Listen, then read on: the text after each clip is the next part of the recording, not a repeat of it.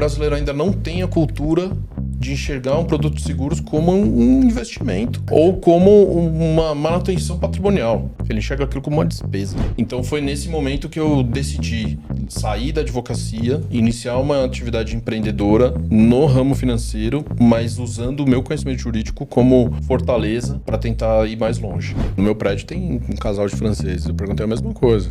Por que você veio pro Brasil, cara? Cara, você morava na França, lá você tem tudo, cara. País de primeiro mundo, tal, não sei o quê. Aí ele falou assim, não é o hardware, é o software. É isso aí. Poucos líderes conseguem deixar um legado regulatório, inovar com base em risco calculado e ainda influenciar decisões em fóruns globais. Diego Pérez fez essa travessia de advogado a empreendedor, de fundador a presidente de associação, de um negócio que faliu ao marco que permitiu dezenas florescerem. Hoje, ele é presidente da ABF Fintechs, comanda a SMU Investimentos e circula entre o BID, G20 e Global Fintech Alliance como voz do Brasil no debate internacional. No episódio de hoje, a gente vai falar sobre como decisões difíceis constroem reputação, o que ainda falta para o Brasil ser benchmark em inovação financeira e o que ele viu no fracasso que muitos não conseguem enxergar nem no sucesso. Seja muito bem-vindo, Diego. Prazer. Obrigado. Nossa, prazer enorme ter você aqui. Fico muito feliz com o convite, compartilhar aí umas ideias com a audiência. Vamos lá. Deixa eu começar, que é uma coisa bem diferente, né? Você começou como advogado, estava fazendo sua carreira, sucesso. O que aconteceu para você virar a chave? Eu acho que dá para voltar até um pouco antes da advocacia, assim, sabe? Quando eu era jovem, né, adolescente, eu tive um fascínio por tecnologia, videogame, computador, sabe, essas coisas. Então eu sempre estava querendo fuçar nas coisas, aprender coisas, sabe? É como fazer sites, blogs, fotos na internet, vídeos e etc, né? Desde muito novo. Isso lá no metade dos anos 90, começo da internet no Brasil, né? Então as pessoas do meu entorno, né, meus amigos de escola, né, sempre ficavam muito curiosos, né? Nossa, como é que você faz isso? Nossa, por que você faz isso? Faz isso aqui pra mim e tal, não sei o quê. E aí eu comecei a ter um fascínio muito grande por tecnologia e inovação, né? Só que aí o tempo vai passando, as obrigações, as responsabilidades batem na porta, você precisa estudar, trabalhar, formar, iniciar uma carreira. E aí eu decidi seguir no direito, né? Porque eu comecei a trabalhar muito cedo, inclusive a gente trabalhou na mesma empresa, né? Nessa época. Por acaso. Por acaso, né? E lá eu tive contato com o direito, e aí eu fiz, assim, eu formei a ideia de me formar, né, de estudar, ser um advogado, mas nunca quis deixar a tecnologia de lado, assim, sabe? Então, assim, todos os projetos que eu buscava me envolver, tinha uma questão tecnológica, assim, sabe? Tinha algo relacionado a isso. Então, eu acabei me destacando, porque são poucos os advogados que navegam nesse universo. E depois que a tecnologia, a inovação começou a fazer parte do dia a dia de todo mundo, esses advogados já estavam formados, né? Sim. Então eu faço parte desse grupo aí dos primeiros advogados que entraram no setor de tecnologia. Só que aí eu percebi que como advogado você ia... você tem um teto na carreira, assim, sabe? A hora que você chega como sócio de um escritório, acabou. E eu cheguei nesse teto na carreira muito novo, assim, sabe? Com menos de 30 anos. E aí eu pensei... eu preciso fazer alguma coisa diferente para tentar avançar, né? Foi onde eu fiz a mudança de carreira, né? Onde eu saí do direito e fui empreender, montar um novo negócio. Aí eu aproveitei todo o conhecimento, bagagem acumulada na área da advocacia para tentar usar isso a meu favor e me destacar também na área empreendedora. Porque é um grande movimento. Sim. Né? E por um grande movimento é uma grande decisão, porque você tá no topo aqui para você chegar, é uma barriga certeza. grande, né? E bem diferente do que você estava fazendo. Sim. Né? Esse resultado, né? Essa sua parte hoje, advogado, eu tenho certeza que ajuda muito do que você faz hoje, sem dúvida nenhuma. Mas o quanto nesse começo de carreira como empreendedor, essa parte de advocacia te ajudou? Tá. Isso me ajudou muito desde o começo como empreendedor.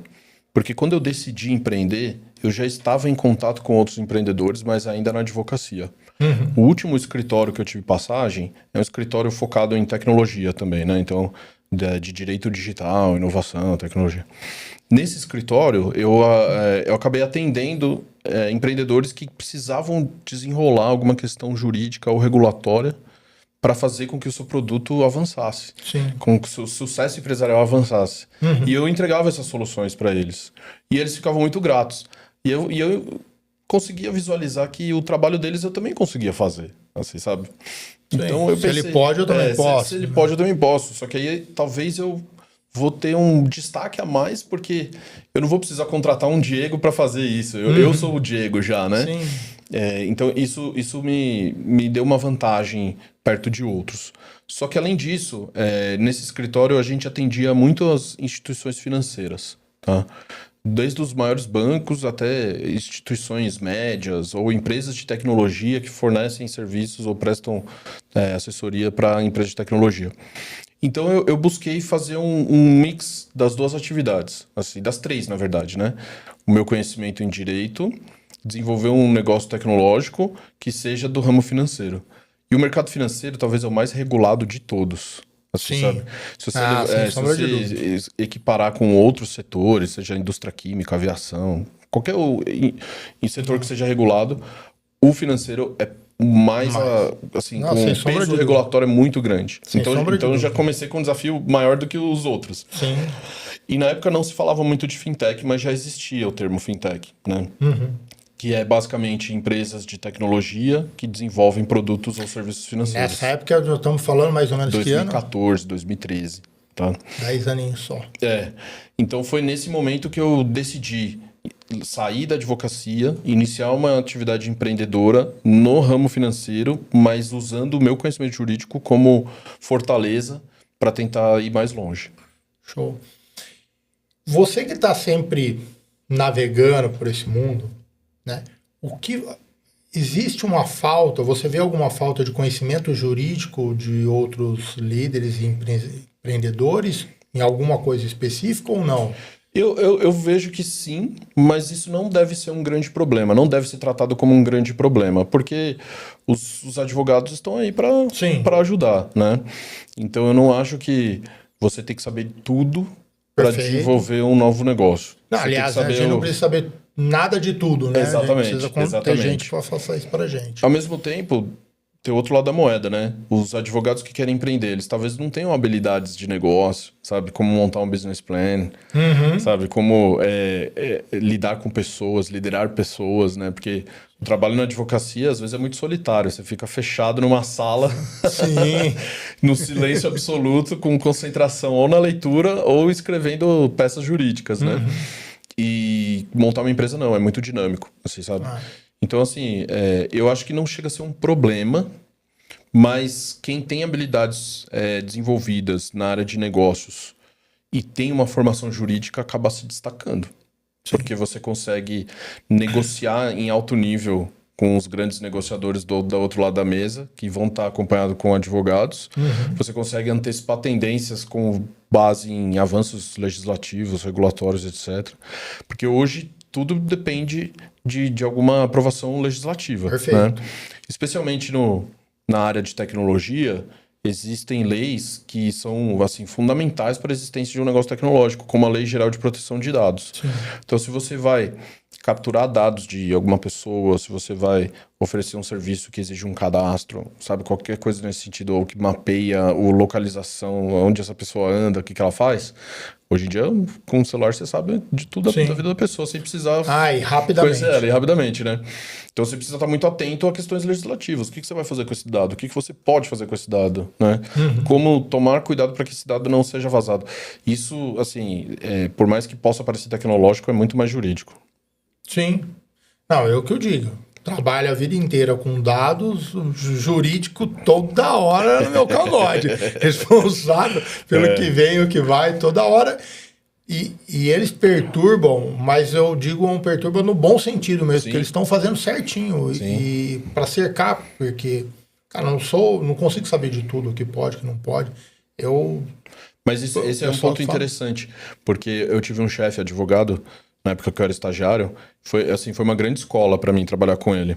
Porque ele que me ensinou, ele falou assim, ó, o jurídico, ele não tá aqui para falar sim ou não. Assim, sabe? Verdade. O jurídico, ele tá aqui para resolver o problema do cliente. Sim. Sabe? E você pode entregar informação suficiente para o cliente tomar a decisão, mas a decisão não é do jurídico. Exato, Sabe? sim. A decisão é do cliente. E no caso eu trabalhava dentro de uma indústria química, né? E nessa indústria tinham os clientes internos. E cada área era um departamento diferente, né? É um produto diferente, uma realidade diferente. Então ele falava assim, você tem que conhecer o negócio do seu cliente. Você tem que saber o que ele está fazendo. Você tem que ir atrás do contexto antes de dar uma resposta. Então o bom jurídico é esse. É aquele que Perfeito. olha a fotografia, o fundo da fotografia antes de ir direto no personagem. Para depois passar uma solução. Não, perfeito. Não tem nada para acrescentar, porque eu concordo plenamente. Não, e é verdade. O jurídico é isso que você falou. Ele que explana, mostra, deixa bem claro, e a diretoria, a presidência, né, que tome as decisões e baseado no risco que o jurídico trouxe. Sim. Né? Acho que a única coisa que eu tenho para colocar um pouco nisso, para acrescentar, é que, da mesma forma como quem está do lado de cada mesa, né, que não entende nada jurídico, eu não sou obrigado a entender nada, e o contrário também é uma verdade. A conversa tem que ser muito franca, né? Ela tem que ser bem limpa para que o jurídico possa me ajudar a fazer a coisa da melhor forma possível. Tem que ser colaborativo, sempre. Sim. Tem que ser colaborativo. Tem que passar o máximo de informação possível para quem está te assessorando do ponto de vista jurídico. Ao mesmo tempo, o jurídico também tem que entender o outro lado de como ele auxilia e não cria mais barreiras ou mais dificuldades. Já vai criar algumas, né? Mas não pode ser barreira impeditiva, né? Porque algumas coisas... Eu diria barreiras protetivas. Sim. Eu estou criando isso aqui para te proteger. Exato. Não para dificultar o seu, perfeito. o seu resultado. Você, assim como outros empreendedores, passou pelo mesmo caminho de sucesso, que é, vai lá, faz uma coisa, não deu certo, aprende com os erros e vai fazendo até chegar no sucesso. E mesmo assim, ainda, quantos empresários atuais, grandes empresários, ainda erram em algumas coisas e precisam refazer, né, o caminho. Ninguém é perfeito de acertar 100% do tempo, né? Vamos pegar esse primeiro exemplo aqui, né? Como essa primeira tentativa sua de empreender, quais foram os grandes aprendizados seus que te trouxe até hoje? Porque hoje, caramba, tu tá falando com o pessoal em Brasília sobre o negócio hoje, tá defendendo um grupo gigante de pessoas. Como é que esse primeiro te trouxe até hoje? Qual foi o grande aprendizado, né, primeiro, e como você traz isso até hoje? É uma história um pouco longa, mas eu vou tentar sintetizar. Em 2014, quando eu fiz essa migração da advocacia para a área empreendedora, eu decidi desenvolver um negócio baseado em regulação do mercado financeiro. Só que nessa época não existia uma regulação específica para a atividade que eu queria desenvolver, que é esse Mil Investimentos, a empresa que eu tenho até hoje, que eu sou sócio até hoje. Basicamente, a gente lançou uma plataforma eletrônica, uma plataforma digital, que conecta empresas, startups, que estão buscando investidores. Então, assim, de um lado tem um grupo de investidores que quer colocar dinheiro numa startup para ter um resultado positivo. É aquela mesma história que às vezes a gente conta. Mas imagina se você tivesse investido R$1.000 no Facebook quando nasceu hoje, você era milionário, né? Então, assim, com essa a visão lá de cima, lá da frente, sim. Não é para qualquer do outro lado também tem os empreendedores, né? Fala assim, eu tô com esse negócio aqui que eu quero desenvolver, que eu quero fazer acontecer, mas eu preciso de dinheiro. Então a gente juntou um lado com o outro. Só que, do ponto de vista regulatório, sempre que você oferta publicamente uma oportunidade de investimento, você precisa ser autorizado pela CVM, que é a Comissão de Valores Mobiliários. Perfeito. Que é uma entidade equivalente ao Banco Central para pagamentos, a SUSEP para seguros, CVM para investimentos. Aí, a gente ficou um pouco preocupado, né, no sentido de, será que se a gente lançar essa plataforma a gente vai ser punido por não estar autorizado pela CVM, vamos buscar autorização. Mas não existe uma autorização para o que a gente quer fazer. Ah, mas em outros países já tem. Ah, mas nos outros países eles avançaram um pouco mais do que a gente. Vamos lá falar com ele, então. Não, eles não vão dar pra gente essa oportunidade, né? Sempre tem aquele medo, né? E eu incentivando, não, vamos lá. Aí a gente foi. E nessa primeira conversa com o regulador, com as pessoas, né, envolvidas com o regulador, a gente recebeu, foi muito bem recebido. Você sabe, eles falaram assim, olha, a gente vem acompanhando outros países que estão criando, né, uma regulação específica para crowdfunding, que é o que você faz, né, que é conectar pessoas com oportunidades de investimento por meio de uma plataforma, mas isso aqui ainda não existe. Eu falo assim, mas ao mesmo tempo, vocês têm a liberdade de lançar o serviço do jeito que vocês quiserem, desde que vocês não infringam as leis que já estão postas, as regras que já estão valendo. Então estuda mais um pouco, vê se tem alguma brecha, traz aqui e a gente valida. Aí, nessas idas e vindas, a gente meio que achou um caminho, assim, ó, talvez se a gente fizer aqui, tem uma dispensa aqui, tem um waiver ali, talvez por ser uma empresa pequena, a gente consegue uma autorização prévia sem precisar se registrar, e deu certo, né? E aí a gente começou a fazer ofertas em sequência, dentro desse frameworkzinho que a gente criou, né? E aí a própria CVM falou assim, pronto, agora entendi o que vocês estão fazendo, já vi que tem fit, que as pessoas estão investindo, que as empresas estão surgindo, que os negócios estão acontecendo, isso contribui para o Brasil, para a economia, então vamos criar um marco regulatório para que esse mercado surja e cresça, né? Então, nessas discussões, isso começou mais ou menos em 2014, então passou em 2017, nesses 3 anos, foi publicada a primeira regra de crowdfunding do Brasil, que foi onde eu enxerguei o meu trabalho sendo materializado num ato normativo. Como é que foi isso? Não, foi assim, muito enriquecedor e muito... Eu me senti prestigiado, assim, sabe? Porque o processo de construção de uma norma tem essa interação com as autoridades e tem... etapas que, por exemplo, se chamam consultas públicas, né? Onde você submete documentos com sugestões. Falou assim, ó, eu entendo que você quer criar esse artigo aqui, o 25B, sei lá, mas por que você não muda a redação para isso, isso e isso? Então, assim, tem várias dessas sugestões que eu fiz pessoalmente que estão até hoje lá. Porque ele entendeu o meu lado, interpretou e transportou para uma regra que está vigente. Então, isso que eu digo que é o meu legado regulatório. Não, fantástico, cara. É muito legal. Claro que eu não fiz isso sozinho, tinha outras pessoas comigo, meus sócios, eu tinha concorrentes na época. Então, é um grupo de pessoas que fez isso. Isso em 2017. Só que de 2016 para cá, começaram a surgir as famosas fintechs, né? Em 2013, por exemplo, já surgiu o Nubank, né? Mais para frente veio o PicPay. E começaram a surgir essas grandes empresas. Então, o movimento fintech começou a florescer no Brasil. Só que aí os empreendedores, eles começavam a apanhar nessa questão regulatória. Falaram assim, olha, eu não tenho dinheiro para contratar advogado porque é muito caro, mas eu preciso lançar um serviço. Eu gostei da sua experiência, me fala um pouco, como é que você fez? Fiz isso. Nesse de me fala um pouco, e foram aparecendo várias pessoas, a gente falou assim, por que a gente não monta uma associação? Entendeu? A gente organiza o mercado e depois, com base nessa organização, a gente bate na porta das autoridades.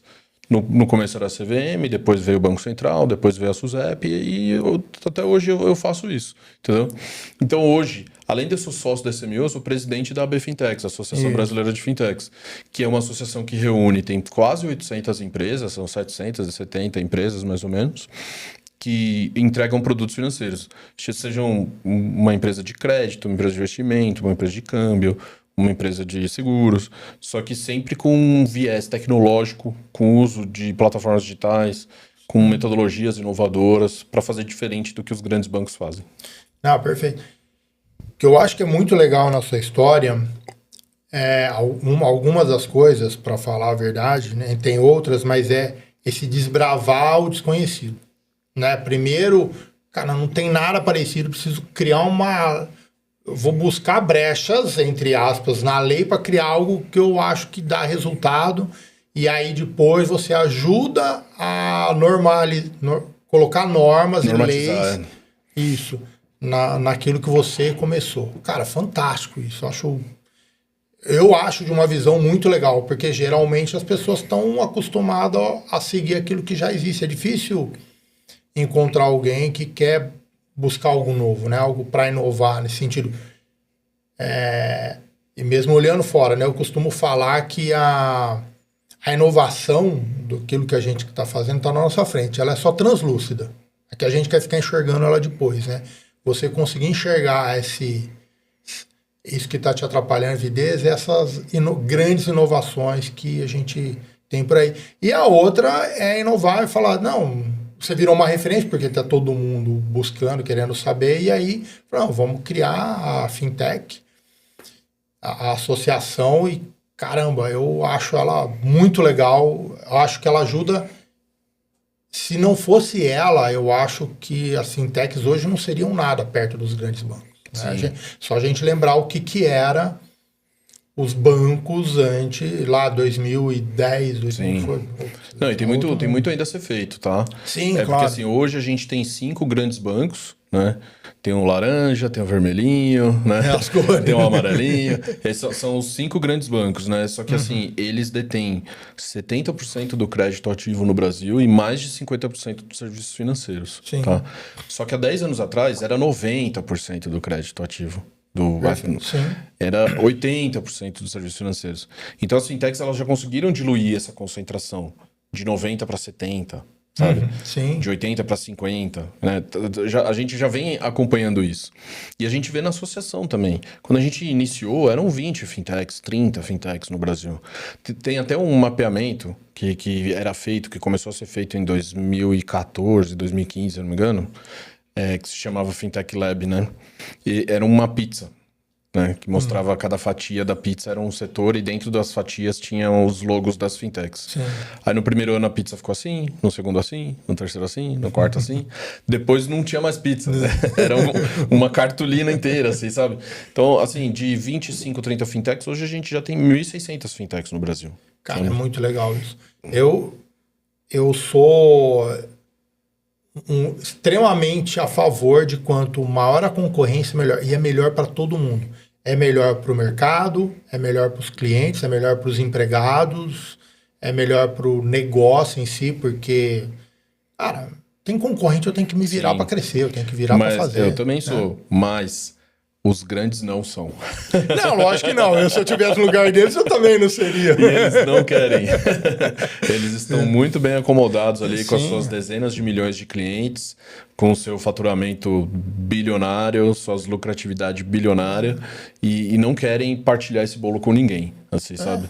E é natural. Uma vez que você fica grande, você quer proteger o que é seu. Sim. Mas para o cliente não é natural. Não, por mais que eu seja pequeno, eu também quero proteger o meu. Eu só quero é crescer e vamos dividir, vamos fazer, vamos conquistar. Antigamente, para você resolver alguma coisa financeira, você tinha que ir numa agência. Sim. E para você ter uma solução do seu problema, você tinha que contratar um serviço que você não queria. Verdade. Para construir o tal do relacionamento. Exato. Né? Então, assim, você queria resolver uma pendência qualquer, falar assim, olha, para eu conseguir aprovar isso aqui, você quer comprar uma casa, né? Pô, por que você não emite um cartão de crédito aqui, sabe? Tem um plano de capitalização aqui, você não vai perder dinheiro.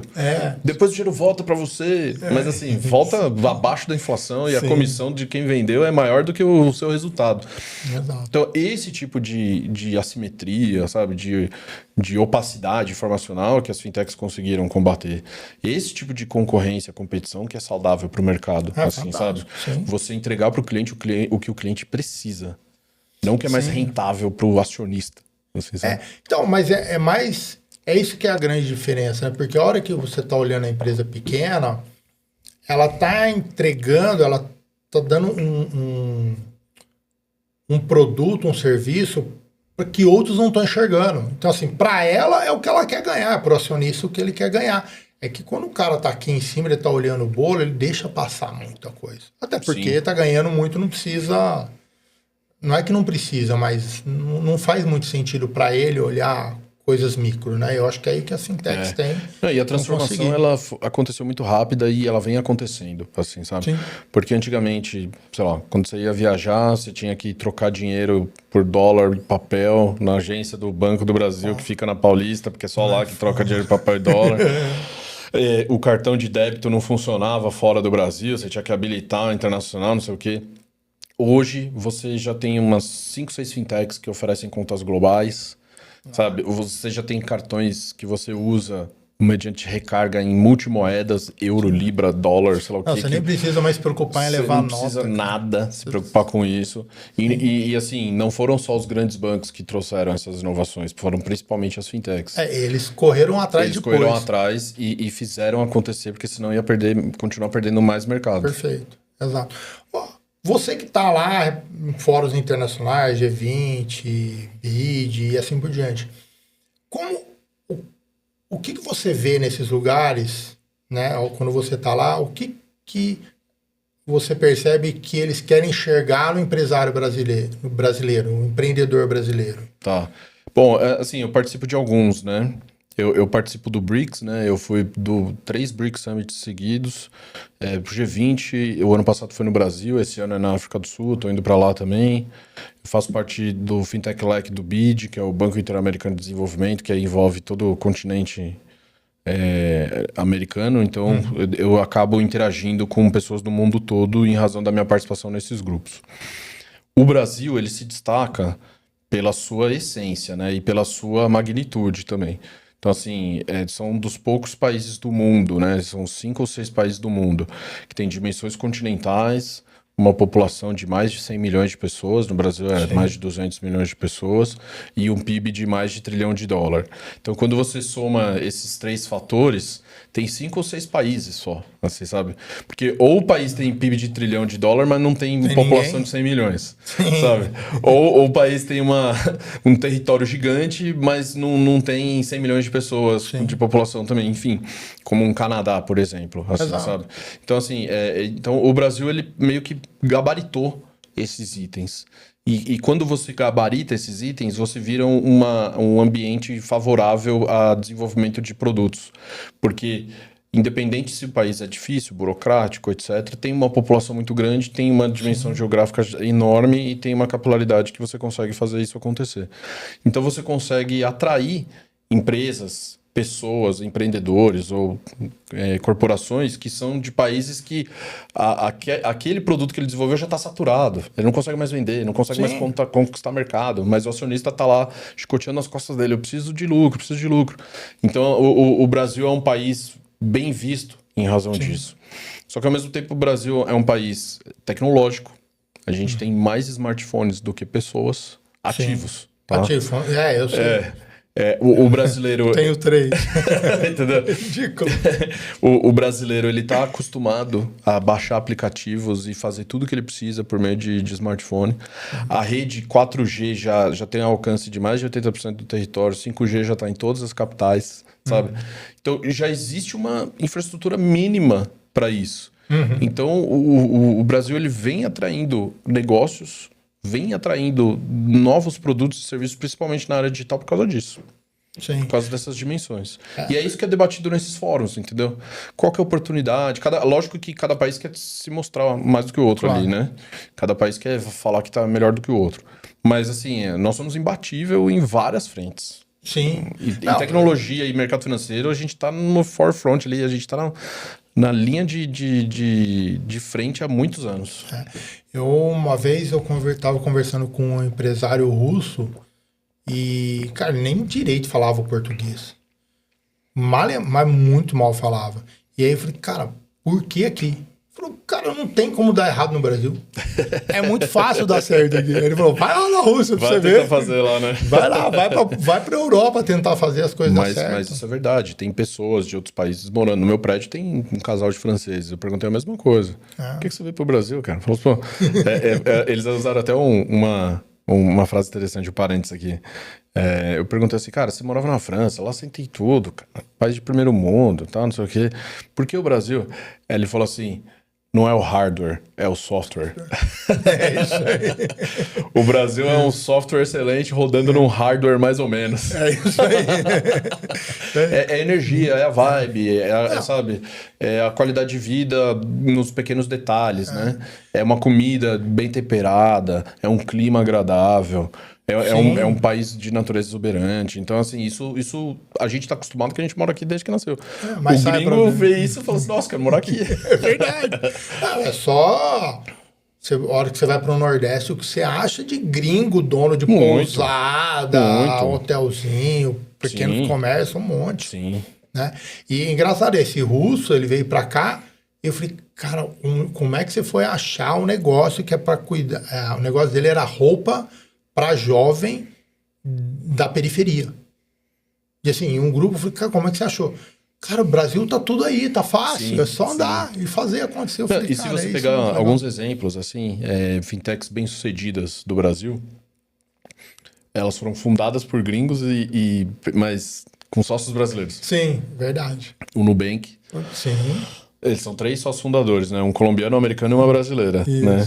Aí tem a Acreditas, que é uma grande fintech de crédito. O fundador é espanhol, sabe? Mas a equipe toda é brasileira. Sim. E aí tem até um amigo meu que mora no Reino Unido há muitos anos e ele costuma falar isso, né? Você quer montar o time perfeito, você contrata um inglês para desenvolver a estratégia, um americano para vender e um brasileiro para executar. É boa. Ele falou assim, esse é o time perfeito. Porque o brasileiro, ele tá focado em executar, em seguir as diretrizes de como que tem que ser feito, cumprir prazos, assim. Você vê times de tecnologia virando noites para entregar soluções no prazo, entendeu? Isso não existe na Europa, por exemplo. Isso, mesmo nos Estados Unidos, que todo mundo fala assim, aqui todo mundo trabalha, não sei o quê. Lá, 5 horas da tarde, cai a caneta. Tá todo mundo em casa já, entendeu? E eu acho que até eles estão certos. Eu também acho que tá. Mas ao mesmo tempo, assim, o brasileiro, ele é conhecido internacionalmente por trabalhar duro. Assim, sabe? Então, se você quer lançar um negócio de sucesso, considere, e é gringo, considere vir pro Brasil e contrate brasileiros. Não é só isso. Minha filha mora na Europa hoje. E ela fala que tem algumas empresas lá que procuram brasileiros para trabalhar exatamente por esse perfil. Exatamente. Brasileiro. E nesse meio, o que mais te surpreendeu nos bastidores? Assim, o que me surpreende é que o Brasil, apesar dele ser conhecido, reconhecido internacionalmente, as pessoas de fora ainda lembram um pouco da gente. Você sabe? Então, assim, eu vou em alguns eventos gigantes, né? Tem o festival, o Fintech Festival de Singapura. Tem 60 mil pessoas no evento. Eu fui no Global Fintech Fest na Índia, 80 mil pessoas, sabe? Nos Estados Unidos tem a Money 2020, 50 mil pessoas em Las Vegas. E aí você vai assistir as apresentações, pouquíssimo se fala do Brasil, sabe? E o que se fala aqui no Brasil já é feito há muito tempo, sabe? Hoje é uma febre internacionalmente você falar do Buy Now, Pay Later. Já ouviu falar Buy Now, Pay Later? Faz tempo. Opa. Aqui no Brasil, a gente faz isso antes da internet. Exatamente. Que é o famoso parcelado. É verdade. Parcelado. E aí, quando eu vou explicar pro gringo como é que funciona o parcelado sem juros, por exemplo, absurdo. Ele não entende. Falou assim, mas como assim? Por que você vai comprar uma geladeira em 10 parcelas? Sabe? Falei, porque o brasileiro não tem dinheiro para comprar à vista, cara. A gente viveu um período de hiperinflação por décadas. Sabe? E mesmo a turma agora, que nem sabe o que é hiperinflação, cara, também não tem dinheiro para comprar. Assim, o brasileiro pensa, cara, eu tenho que trabalhar, tem que juntar dinheiro de 8 meses para ter. Não, divide aí em 12 eu pago melhor. Exato, entendeu? Você sofreu 8 meses para isso. Exatamente. É uma bomba relógio? Porque você acaba endividando muito as famílias. Mas ao mesmo tempo, se você faz um uso consciente do crédito e você consegue cumprir a risca ali os pagamentos, o seu credit score aumenta, os seus volumes aumentam, o seu relacionamento com a instituição financeira melhora, e aí você vai ter mais produtos financeiros disponíveis para você. Sim. E é uma coisa que dá certo, é só ver a história do crédito no Brasil. Né? Tudo bem. Hoje nós passamos por uma época onde nunca teve tanto devedor. Mas mesmo assim, olha o outro lado da moeda. A maioria está pagando. Está pagando. E pagando, pegando mais crédito, fazendo. Então esse é o lado positivo, não é só olhar o lado negativo. E é só essa curva nossa que a gente está hoje. Já a gente volta a um outro nível melhor. Sim, com certeza vai melhorar. Não tem como falar de fintech, falar de coisa do Brasil e não falar de inovação. Né? Como é que é a inovação Brasil e lá fora? Tá bom. Bom, o Brasil, eu costumo dizer, né, que nós brasileiros, a gente pode ser considerado inovador, sim. Mas eu acho que nós somos mais criativos do que inovadores, tá? qual que é a diferença de inovação para criatividade, né? A inovação é quando você cria algo que não existe, sabe? Sim. E em torno daquilo você atrai pessoas para consumir aquilo, né? Isso é inovação. A criatividade não, é você pegar algo que existe e melhorar. Isso. Ou Verdade. adaptar para a realidade da sua região, do seu entorno, qualquer que seja. Então a gente faz isso muito bem, assim, sabe? Então eu acho que assim, a grande vantagem do brasileiro é ter esse espírito criativo, assim, sabe? De querer adaptar os produtos lá de fora para a realidade brasileira, né? Então, assim, existem assim, produtos que são muito famosos lá fora, mas que no Brasil, assim, vende que nem água, assim, sabe? Que é a primeira linha de receita de empresas lá de fora. Por quê? Mas, assim, só existe aquela versão no Brasil, assim, Sim. sabe? Então, são adaptações que são comuns ao povo brasileiro. Então, eu acho que a grande inovação é esse senso de criatividade em tudo que a gente faz. Inovação, na sua visão, mais especificamente, já está atrasado em alguma área, alguma coisa? Eu acho que tem algumas que caminham mais rápidas do que outras por N motivos, tá? Então, assim, dentro do universo fintech, né? Imagina. No universo fintech, assim, a área de pagamentos, ela é muito avançada. Muito avançada. Eu particularmente considero uma das melhores do mundo. É uma das melhores do mundo e isso antes de existir fintech já era muito avançada. Sim. Com o advento das fintechs avançou mais ainda, tá? Só que, assim, é um regulador forte, que é o Banco Central, que tem um budget, né, um orçamento maior do que os outros reguladores. Então, faz sentido o setor de pagamentos crescer mais rápido. É algo que o brasileiro usa todo dia. Perfeito, sim. Pagamentos. Agora, se você pegar o setor de mercado de capitais e seguros, eles estão um pouco mais para trás. Tá? O mercado de capitais faz um excelente trabalho. Só que o público investidor do Brasil é pequeno. Né? Não são muitas pessoas. O recorte populacional de pessoas que investem é muito pequeno. Certo. Não chega a 10% da população. Nossa. Assim, sabe? Porque Nossa, se você pegar os números de CPFs que estão na Bolsa de Valores, são 5, 6 milhões de pessoas. O Brasil tem 220. Não, Assim, são sabe? 220, acho que são 140, 150 acima de 18 anos. Isso, entendeu? Então, assim, é muito pouca gente, sabe? Mas, ao mesmo tempo, vem crescendo, vem desenvolvendo, né? Tem ativos alternativos surgindo, criptomoedas, assim, sabe? É um segmento que vem florescendo. E o seguro está mais para trás um pouquinho, porque o brasileiro ainda não tem a cultura de enxergar um produto de seguros como um investimento. Verdade. Ou como uma manutenção patrimonial. Ele enxerga aquilo como uma despesa.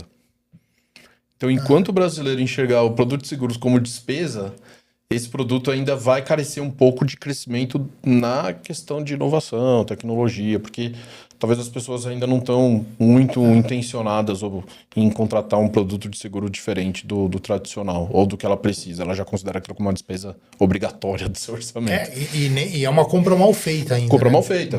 Muito mal feita. Então tem muito espaço para inovação aqui. Tem.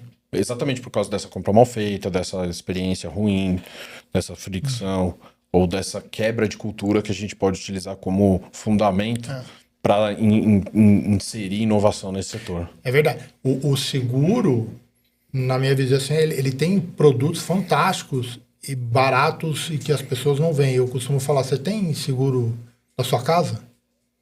Não tem. Cara, custa R$1.000 no ano. Sim. Uma casa grande, não precisa ser pequena, não. Dependendo, às vezes você pode ter um seguro patrimonial da sua residência, só para questões assim...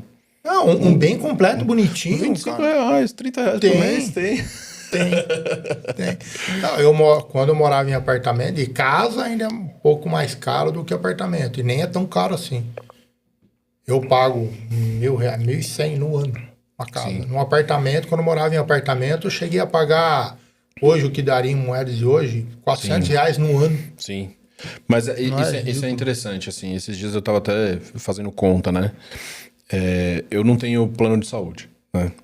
E aí eu falei, não, pô, já tô com mais de 40 anos, acho que tá na hora de sair dessa área. Aí eu fui cotar os planos de saúde, tudo R$1.500, R$1.600 por mês. Você sabe? E aí eu comecei a fazer conta. Se eu for no médico no particular todo mês, eu não vou gastar 1.500, 1.600. Mas tem aquela situação. E se eu ficar doente, acamado, não sei o quê, tá, não sei o quê. Falei, vamos procurar um seguro, então, né? Sim. Então eu achei um seguro que eu pago tipo 300, 400 reais por mês, seguro de vida, que tem um pagamento de 1 milhão de reais em sinistro morte, por exemplo, mas ele antecipa assim 500, 600 mil reais para um tratamento de câncer, um AVC, qualquer coisa nesse sentido. 400 reais. Fala, beleza, mas e as consultas que você vai fazer? Bom, o dinheiro que eu gastaria num plano de saúde, eu vou colocar numa caixinha do Nubank aqui. Isso. E vai rendendo. Quando eu precisar, eu tiro dessa caixinha e uso. Exato. Não, e é isso. Sabe? E aí eu falei, pô, não preciso mais de plano de saúde, cara. Tem muito produto. E ainda quando você vai no médico no particular, você negocia o preço ainda, cara. É verdade. É verdade. Você paga 10 vezes no cartão de crédito, assim, sabe? Sim. Não tô querendo fazer propaganda negativa aos planos de saúde, até porque, assim, a maioria das pessoas ou trabalha, tem CLT e etc, tem como benefício corporativo, se tem oportunidade, pega. Mas faz conta. Não, o mundo de seguro, ele é muito grande.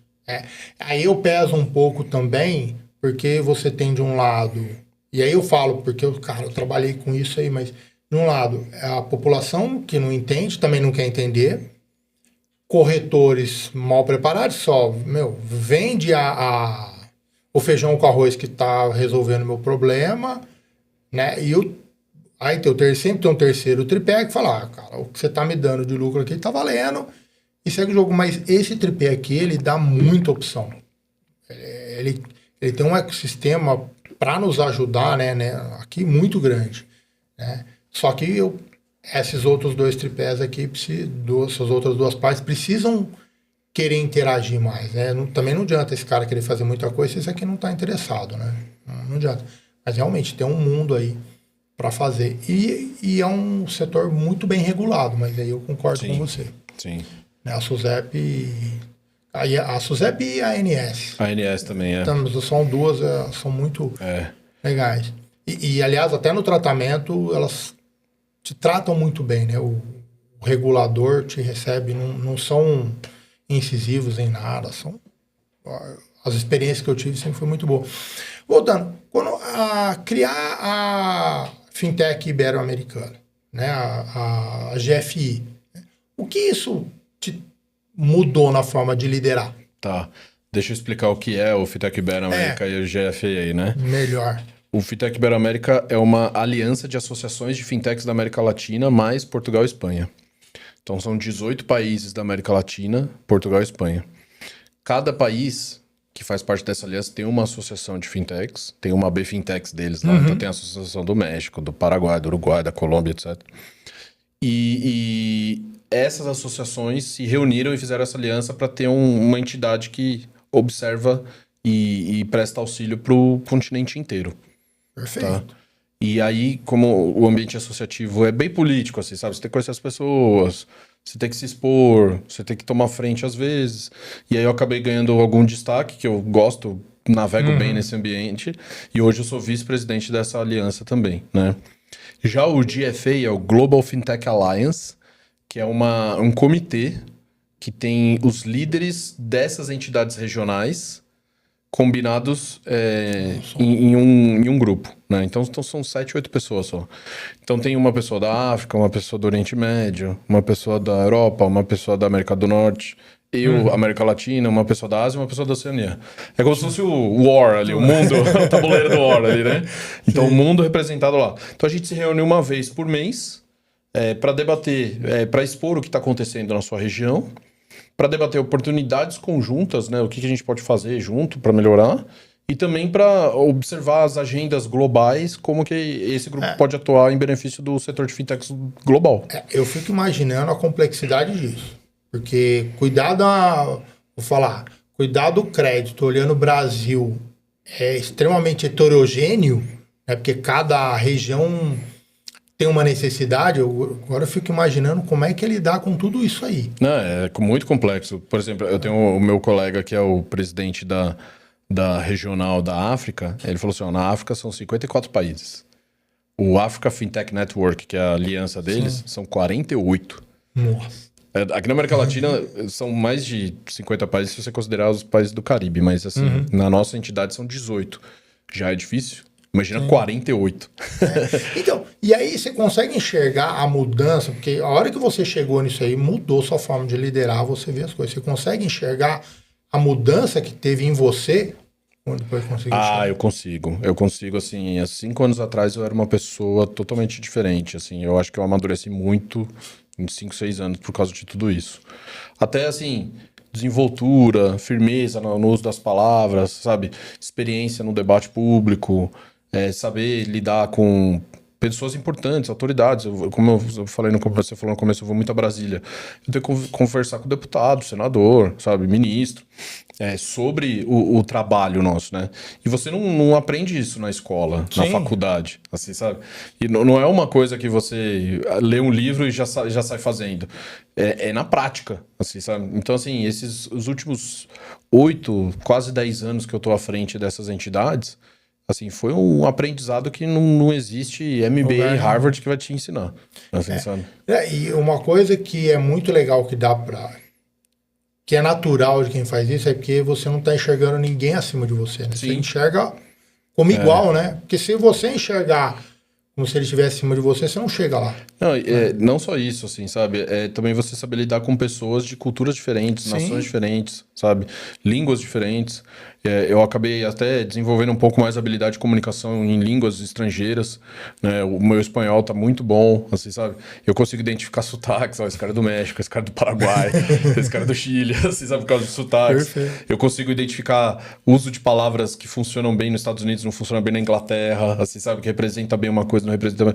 São detalhes, assim, nuances, mas que faz a diferença Sim. nesse tipo de posição que você assume, né? Então... Exato, perfeito. Ótimo, perfeito. Porque é exatamente essa abertura que você se dá de enxergar os outros como igual, e aí você vai entendendo como são as coisas, né? Sim. Porque se você não enxerga isso, você não E consegue, você não vai pra frente. você tem que usar as coisas que as pessoas sabem e já conhecem a seu favor. Todo mundo sabe o que é o Pix. Sim, No Brasil, pelo menos. isso. Até fora, todo mundo já sabe o que é Pix. Agora, com certeza. Então, às vezes, eu preciso conversar com um deputado sobre um projeto de lei que está tramitando no Congresso que pode impactar o setor de fintechs. E eu vou falar, não, eu sou da Associação de Fintechs. Ele não sabe o que é fintech. Porque ele não precisa saber. Ele não é obrigado a saber. Perfeito. E se eu vou explicar o que é fintech, ele vai se confundir. É uma empresa de tecnologia ou é um banco? Fala assim, não é um banco. Ah, mas então é tecnologia. Não, mas a gente fez serviço financeiro. Ah, então é banco. Então, assim, aí quando eu já falo Pix, ele já entendeu. Ah, vocês que vieram com o Pix, então. Isso, fomos nós. E aí a conversa, assim, eu consegui ultrapassar a arrebentação e a conversa flui. Então, assim, você tem que saber usar as coisas ao seu favor. Como é que foi morar e trabalhar fora do Brasil? Você passou um bom tempo Sim. lá. Em Aliás, assim, o que te levou para lá? Claro. Como foi? Bom, em 2009 eu fui morar na Inglaterra, né? Eu fiquei quase 1 ano lá. Nesse período, eu saí do Brasil, eu era recém-formado, eu era jovem, 20 e poucos anos, né? Então é aquele sonho, né, de morar fora, né? Então, assim, eu não fui com o objetivo de trabalhar num escritório, um desenvolvimento profissional. Foi para ter uma vivência e desenvolver o conhecimento de línguas, né? Só que aí você acaba, assim, vendo que existe uma realidade bruta, que fora do Brasil você é estrangeiro e ninguém vai muito valorizar você, que as oportunidades são bem menores do que aqui, porque você não conhece pessoas, você não sabe navegar culturalmente, não sabe conversar sobre amenidades da vida com o inglês, porque a vida dele é diferente da sua. Então é muito um choque cultural, eu diria assim, sabe? Mas, assim, foi muito importante para eu amadurecer. Eu tinha 25 anos na época, assim, sabe? Tipo, não conhecia muito do mundo, assim, né? Então, você amadurece, você conhece outras pessoas, outras culturas. É uma experiência bruta, mas, ao mesmo tempo, que te fortalece, tá? E aí isso me ajudou, no retorno ao Brasil, a encontrar posições mais atrativas de trabalho. Porque uma vez que você fala inglês, você se destaca 80% do resto da população do Brasil. Mais de 90%. Talvez isso. Entendeu? Então, assim, acabei conseguindo conquistar melhores oportunidades, tá? E aí, em razão disso, na minha segunda trajetória empreendedora, que foi um negócio que faliu, né, na introdução, eu me reuni com algumas pessoas, eu dei uma pausa na minha fintech atual e fui tentar montar uma outra fintech com outras pessoas. E na época no Brasil não existia regulação específica porque a gente queria fazer mesmo. E então eu fui convidado para esse projeto por causa disso. Você sabe montar um negócio do zero sem existir regulação, vamos fazer isso? Fala assim, mas assim, isso aqui é um pouco mais complicado do que a gente sabe fazer. Se não existe no Brasil, existe fora. Vamos fazer fora? Vamos. Aí esse negócio foi para a Estônia. Que é um país do leste europeu, né? Um país báltico, né? Que ele beira o mar Báltico. E aí eu fui passar uma temporada em Tallinn, na Estônia, capital da Estônia. Peguei menos 21 graus lá. Que delícia. Nossa! Ali, assim, é tão gelado que você sai na rua pra comprar cerveja, a hora que você chega em casa, ela já tá trincando. 5 minutos caminhando, sabe? O bigode aqui congela, assim, na pontinha aqui, assim. Enfim, essas coisas, né? E aí, por que eu fui lá? Primeiro que é uma nação muito pequena, o país inteiro tem 1,3 milhões de pessoas, é menor do que Santo Amaro aqui, né? Sim. Bem menor até, metade de Santo Amaro. Só que eles investem muito em o estado digital, né? Então tem tudo a seu dispor numa plataforma digital. E o que a gente queria desenvolver na época é uma plataforma de investimentos por meio de ativos tokenizados via blockchain. Certo. E a legislação da Estônia já estava se direcionando para isso. Então falou, vamos para lá. Aí eu fui para lá. E aí por que esse negócio começou a dar sinais de que não ia dar certo? Primeiro, choque de cultura, né? Brasileiro na Estônia, o pessoal vê um brasileiro aqui e fala assim, o que esse cara tá fazendo aqui? Esse cara veio lavar dinheiro, esse cara tá fugindo da polícia, sei lá, né? Aí eu aprendi que o povo estoniano é um povo muito desconfiado, arredio, assim, sabe? Nossa. Eles não gostam muito de lidar com pessoas que não são do seu ciclo de amizades. Então já foi outra barreira que teve que superar, né? Aí quando você vai abrir uma empresa em outro país, a primeira coisa que você faz é abrir uma conta no banco, né? Sim. Lá eles têm 3 bancos só, nenhum de bandeira internacional, não tinha um HSBC, um Citi, um Santander, só os bancos locais. E aí quando você ia lá falar sobre o seu negócio, é blockchain? Não abro conta para empresa de Bitcoin. Não, mas eu não sou Bitcoin. Eu só uso tecnologia. Não conseguimos abrir conta em banco. Aí como é que você vai operar uma empresa fora do Brasil, sediada em outro país, que não tem dinheiro lá. Né? Não tem conta bancária lá. Então foram esses os desafios que começaram a bater na minha porta, assim, e começou a ficar cada vez mais difícil. E aí morar longe, num país frio que as pessoas não se conversam muito, não dá match, não dá brasileiro liga. Já é frio pra caramba, ninguém conversa, vai fazer churrasquinho. Sabe? E aí, assim, o projeto começou a perder força e aí eu me reuni com meu sócio e falei assim, olha, acho que vamos parar por aqui. Deixa eu voltar, deixa eu fazer minhas coisas, e foi. Ele é que descobriu essa questão das leis lituânicas para facilitar? Ou como é que vocês descobriram Não, isso? o projeto eram sócios brasileiros, tá? Certo. Todos brasileiros. Só que no Brasil ia ser muito difícil de desenvolver. E a ideia não era atingir pessoas do Brasil, era atingir pessoas de fora. Qual que era o objetivo? Na época, agora voltamos, né? Aos juros de 2 dígitos. Sim. Né? Era tokenizar títulos públicos brasileiros e ofertar esse token que representa esse título público brasileiro para um investidor sediado em outros países, aonde ele vai se beneficiar dos juros, que lá na época os juros era 0,5%, 2%, 1%. Eu mesmo hoje é muito mais baixo Então que se aqui, você né? pegar a diferença, sabe, da rentabilidade do título, mais a cotação, o hedge cambial que você fecha, né, a cotação cambial da moeda, ainda é uma excelente oportunidade para esse cara. Sim. Ainda sobrava dinheiro na mesa pra gente. Então a gente fez várias modelagens financeiras, falou assim, não, isso aqui fica de pé, beleza, vamos. Só que aí tem essas questões Que estruturais. você só vai conhecer lá. Você só vai conhecer com o pé No no... dia lá. Boots on the ground, igual os gringos falam, assim, sabe, com a bota na areia. É isso aí. E aí não deu certo, voltei pro Brasil e continuamos aqui. É isso aí. Cara, tempo voou pra variar um Você viu pouco. só, né? Foi bom pra caralho. E ó, tinha mais um monte de perguntas que eu queria fazer aqui com você. Tinha mais um monte de coisa. Não, com certeza, assim, mas mesmo assim, essa hora aí foi muito agradável aqui de conversa. Não, obrigado. Eu gostei demais. É muito legal trazer essa experiência internacional, experiência de grupo, né? Não é só uma empresa de um setor específico. É muito legal quando você tem uma visão muito maior do que está acontecendo e trazer Legal. Experiência internacional também. É muito legal fazer. E eu posso fazer o merchanzinho da BFintex, então? Deve. Beleza. Então, assim, a BFintex, Associação Brasileira de Fintech, segue a gente nas redes sociais, a gente está muito presente no LinkedIn, mas o Instagram a gente está começando a ganhar volume. A gente também tem o nosso podcast, o Fintech Fusion. Vou convidar você para participar de um debate um dia lá com a gente. Vou, com o maior prazer. A gente pode contar a história dos seguros no Brasil, da nossa perspectiva. Né? E a gente tem o nosso evento também anual, FinTouch, que vai acontecer dia 23 de setembro, no Centro de Convenções Rebouças. Então, todos estão convidados a conhecer nosso encontro anual. Show, cara, muito bom. E aqui fica o meu recado para todo mundo. Gente, tá aqui, compartilha, assina o canal, dá o ok lá que ajuda a gente pra caramba, Diegão. Muito bom, obrigadão, Obrigado viu? a você. Valeu, gente, até mais. Cara, muito bom. Foi? Foi, show. Dá vontade de ficar mais uma horinha, assim, né? Ah, Mas